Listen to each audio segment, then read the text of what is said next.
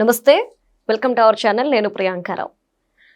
Amaravati AP రాజధాని అని ఈరోజు అందరూ కూడా విశ్వసిస్తున్నారు. అయితే దీనికి సంబంధించి తీర్మానం కూడా పూర్తయిపోయింది. ఇక పార్లమెంట్లో చట్టబద్ధత కల్పించడం ఒక్కటే బ్యాలెన్స్ ఉంది. ఈ నేపథ్యంలో రీసెంట్గా సజ్జల గారు ఏమన్నారు, మీడియా సమావేశం పెట్టి అమరావతికి మేము మద్దతు తెలుపుతున్నాము అని చెప్పారు. మిథున్ రెడ్డి గారు కూడా అదే మాట అన్నారు. ఇప్పుడు బొత్స గారు ఏమంటున్నారు అంటే, ఇది చట్టబద్ధత ఎలా అవుతుంది, అసలు శాశ్వత చట్టబద్ధత కల్పించడం అనేది ఒక రాజధానికి ఇది వీలవ్వని పని, అలానే ఇది శాసన మండలిలో పెట్టలేదు కాబట్టి ఈ తీర్మానం చెల్లుబాటు కాదు అంటున్నారు. ఇటు ధర్మాన కూడా ఒక మీటింగ్లో విషయం చిమ్మారు అమరావతి మీద. మరి ఎలా చూడాలి? నిజంగా బొత్స గారు చెప్తున్న మాటల్లో వాస్తవం ఎంత అనేది తెలుసుకుందాం. మనతో మాట్లాడడానికి ప్రముఖ పొలిటికల్ అనలిస్ట్ అప్పసాని రాజేష్ గారు ఉన్నారు, ఆయనతో మాట్లాడదాం. నమస్కారం సార్. నమస్కారం సార్. బొత్స గారు ఏమంటున్నారంటే, శాసన మండలిలో మీరు ఈ తీర్మానాన్ని ప్రవేశపెట్టలేదు కాబట్టి ఈ తీర్మానం చెల్లదు, అమరావతి శాశ్వత చట్ట హక్కు అనేది రాదు అమరావతికి అని చెప్పేసి అంటున్నారు. ఇందులో వాస్తవం ఎంత? ఇప్పుడు సహజంగా ఒక కొత్తగా శాసనసభకు ఎన్నికైన శాసనసభ్యుడు కానీ శాసన మండలి సభ్యుడు కానీ ఆ హౌస్ ప్రొసీడింగ్స్ గురించి,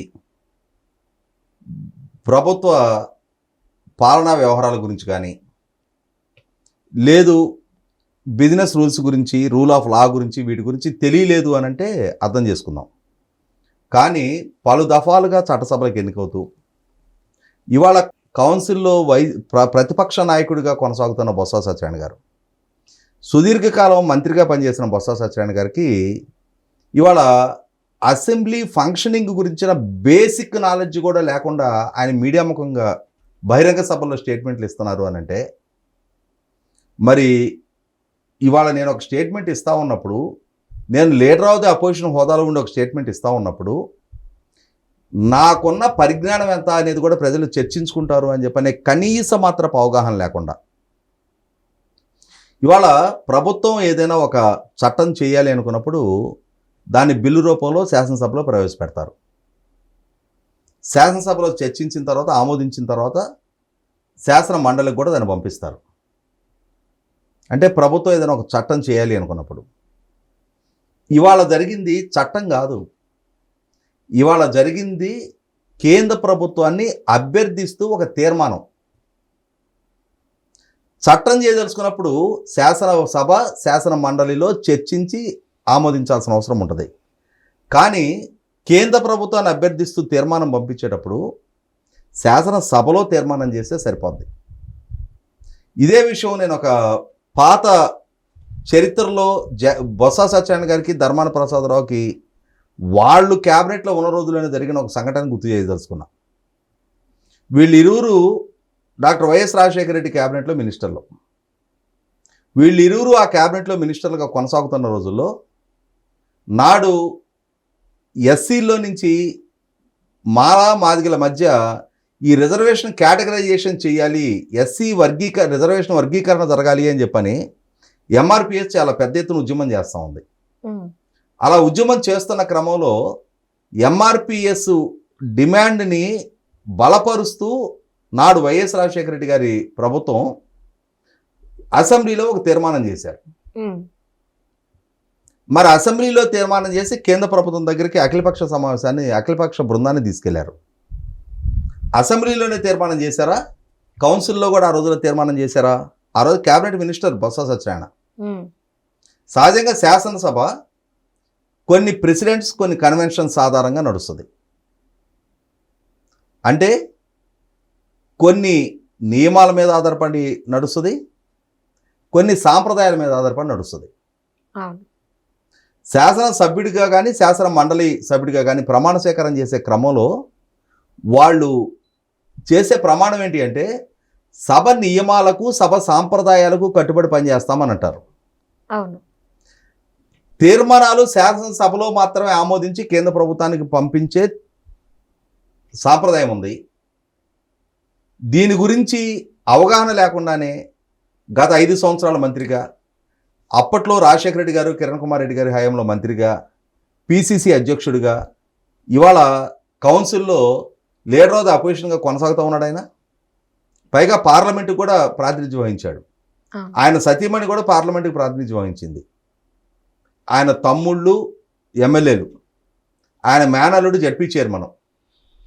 అంటే ఫ్యామిలీ ప్యాకేజీ తోటి మొత్తం కుటుంబం అంతా ఎవరికి అవకాశం ఉన్న పదవులను దక్కించుకొని ఎవరి అధికారాన్ని వాళ్ళు అనుభవించి అన్నీ అనుభవించేసి వాళ్ళ ప్రజల చేత తిరస్కారానికి గురయ్యి హోల్సేల్ ఫ్యామిలీ ప్యాకేజీ మొత్తంగా ఓటం చెందిన తర్వాత ఇవాళ ప్రజల ముందుకు వచ్చి మా పరిజ్ఞానాన్ని చూడండి, మా తెలివితేటలు చూడండి అని చెప్పని ఈ విజ్ఞాన ప్రదర్శన చేస్తూ శాసన మండలికి తీర్మానం రావాల్సిన అవసరం లేదు అనే కనీస మాత్రపు అవగాహన కూడా లేకుండా ఈ విధమైన స్టేట్మెంట్లు, అది పబ్లిక్ మీటింగ్లో ప్రజల ముందు. సరే, అక్కడ గ్రామీణ ప్రాంత ప్రజలు, అక్కడ మరి వాళ్ళకి ఈ సాంప్రదాయాల గురించి, కన్వెన్షన్స్ గురించి, వీటి గురించి వాళ్ళకి అవగాహన లేకపోవచ్చు, ప్రెసిడెంట్స్ గురించి, కన్వెన్షన్స్ గురించి.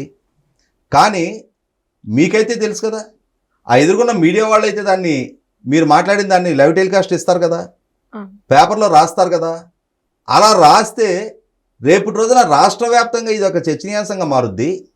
అరే, బొత్స సత్యనారాయణ గారి స్థాయి నాయకుడికి ఈ మాత్రపు తెలివితేటలు లేవా? ఇటువంటి వాడిన వైసీపీ ఇవాళ లీడర్ ఆఫ్ ద అపోజిషన్ కౌన్సిల్లో పెట్టుకుంది అంటే ఇంతకన్నా తెలివిగలాళ్ళు ఆ పార్టీలో ఎవరు లేరా అని చెప్పని ప్రజలు అనుకోరా?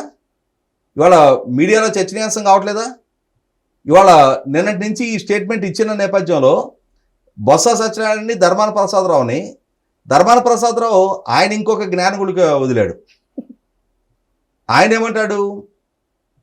అసెంబ్లీలో తీర్మానం చేసి పంపిస్తున్నారంట.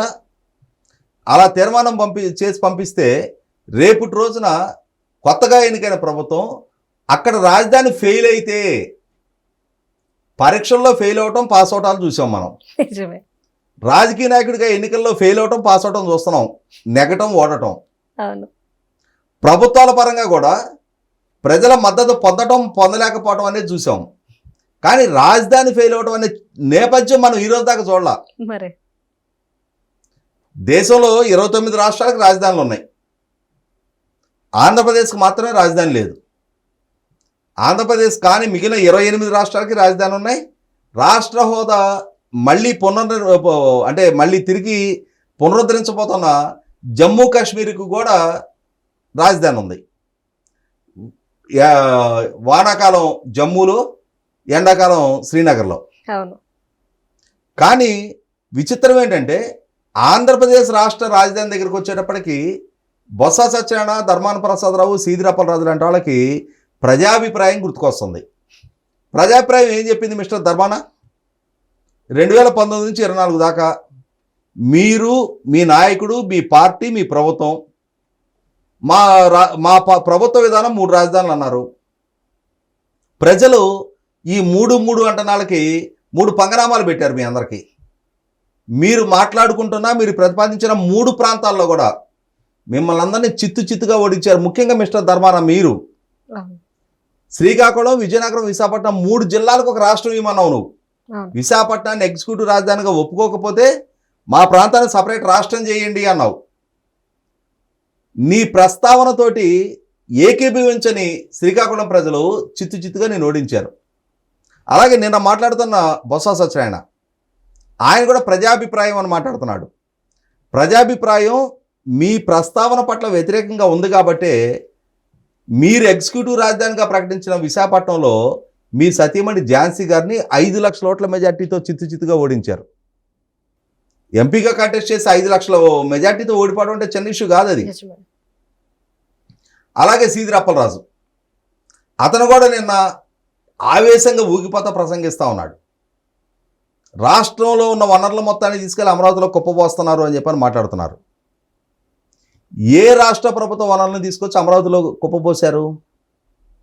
అమరావతి నగర నిర్మాణం కోసం ప్రభుత్వ ప్రతిపాదనతో ఏకీభవించి ముందుకొచ్చి భూ సమీకరణలో భూములు ఇచ్చిన రైతులు, ఆ రైతుల భూములు ప్రభుత్వానికి దఖలపడ్డ నేపథ్యంలో రేపటి రోజున అక్కడ జరిగే అభివృద్ధి కారణంగా పెరిగే వాల్యూ ఎడిషన్ తోటి తమ దగ్గరుండే ల్యాండ్ బ్యాంకుని ఆక్షన్ చేయడం ద్వారా అమరావతి నగర నిర్మాణానికి పెడుతున్న పెట్టుబడిని సంపాదించుకోవాలి అనే ఒక సెల్ఫ్ సఫిషియెంట్ రాజధానిగా అమరావతి నగర నిర్మాణం జరుగుతుంది అని ప్రభుత్వం దాన్ని పాలసీ డెసిషన్గా పెట్టుకుంటే అది అమలు జరుగుతూ ఉంటే జరుగుతున్న నిధుల సమీకరణ మొత్తం కూడా రేపటి రోజున అమరావతి నుంచే చెల్లింపజేయాలని చెప్పని ఒక లక్ష్యంతో పనిచేస్తూ ఉంటే రాష్ట్ర ప్రభుత్వం బడ్జెట్ నుంచి ఏమన్నా అమరావతికి కేటాయింపులు చేశారా?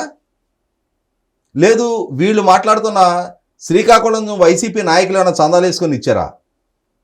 అంటే అసంబద్ధమైన అవగాహన రాహిత్యపు ప్రస్తావనతోటి జగన్మోహన్ రెడ్డి కళల్లో ఆనందం చూడటం కోసం అతని ఇచ్చిన ఆదేశాలు పాటిస్తూ ఈ విధంగా తమను తాము ఒక కామెడీ పీసులుగా మార్చుకుంటా ఉన్నారు. ఇంతటి సీనియర్ నాయకులు ఇవాళ పాలనలో మంత్రులుగా పనిచేసి కూడా ఇవాటికి కూడా పరిపాలనాపరమైన అడ్మినిస్ట్రేటివ్ అఫైర్స్ పట్ల కనీస మాత్రపు అవగాహన లేని ఇటువంటి వాళ్ళన మనం ఇన్నిసార్లు చట్టసభలకు ఎన్నిక ఉంది అని చెప్పని వాళ్ళ ప్రజలు కూడా వాళ్ళని చూసి నవ్వుకునే విధంగా. ఇదే క్రమంలో జగన్మోహన్ రెడ్డి ఒక స్ట్రాటజికల్గా ఏం చేస్తున్నాడు, తన సామాజిక వర్గీయుడైన సజ్జల రామకృష్ణారెడ్డి చేతేమో అమరావతికి మద్దతుగా స్టేట్మెంట్ ఇప్పిస్తూ ఉన్నాడు.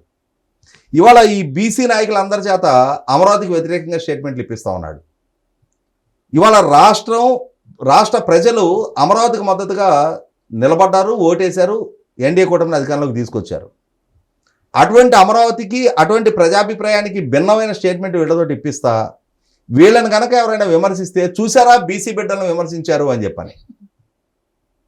నిజంగా అమరావతి పట్ల ఆక్షేపణ ఉంటే సజ్జల రామకృష్ణారెడ్డి చేత కూడా ఆక్షేపణ వ్యక్తం చేపియాలి. కానీ అక్కడేమో సజ్జల రామకృష్ణారెడ్డి చేతేమో నోటితో నవ్వీయటం, ఇక్కడేమో వీళ్ళ చేత నొసటితో ఎక్కిరీయటం.